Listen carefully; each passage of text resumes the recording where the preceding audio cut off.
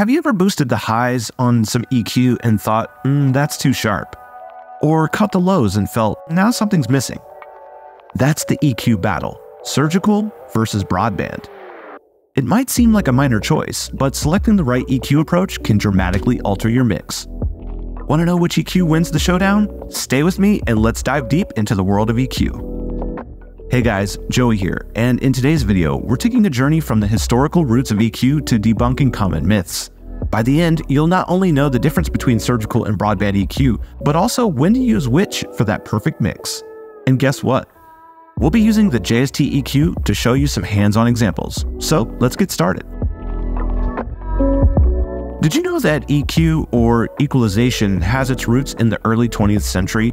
It was first introduced to tweak telephone tones to ensure clearer communication. And over time, its application expanded to radio broadcasting and eventually music production. It's pretty fascinating, so let's jump into the main contenders here. Broadband EQ, often seen as the gentle approach, makes broad changes to frequencies. It's like adjusting the brightness on a photo. Everything lightens or darkens together.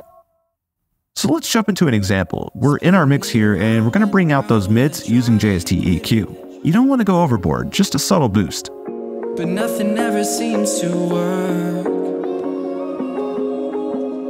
Look through lost and found to find what's missing.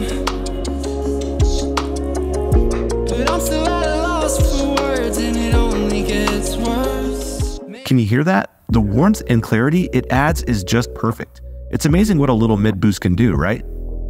How do you feel about broadband EQ? Drop your thoughts in the comments below. Surgical EQ is your precision scalpel in the world of sound. It's used to target specific problem frequencies, cutting or boosting with laser-like focus. If you ever heard that annoying resonance in your mix and wondered how to get rid of it, we can use surgical EQ with JST EQ to tackle that. Step 1, we're listening for that pesky frequency that stands out and sounds a bit like a ringing.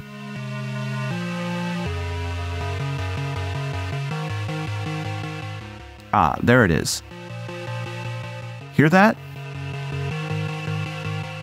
Okay, step 2, we're going to cut it out. Just pull down on the band here.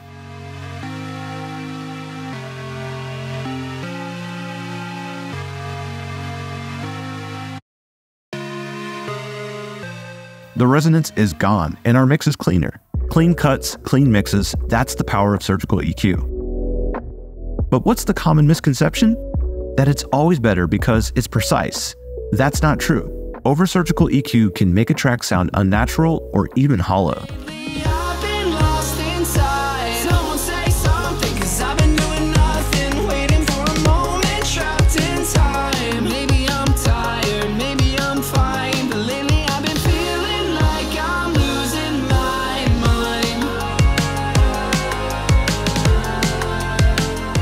So from the telephones of yesteryears to the sophisticated plugins of today, EQ has evolved remarkably.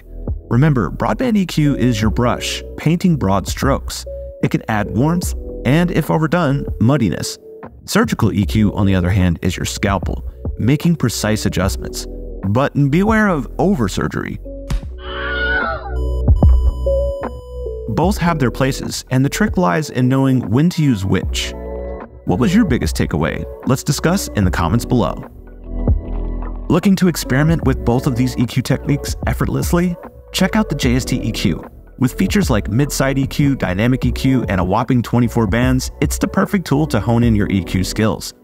Download your 14-day free trial today at the one and only joeysturgistones.com. Thanks for watching, and if you like this video, hit that subscribe button. Don't forget to check the links in the description below and tap that bell to get notified whenever we upload new videos.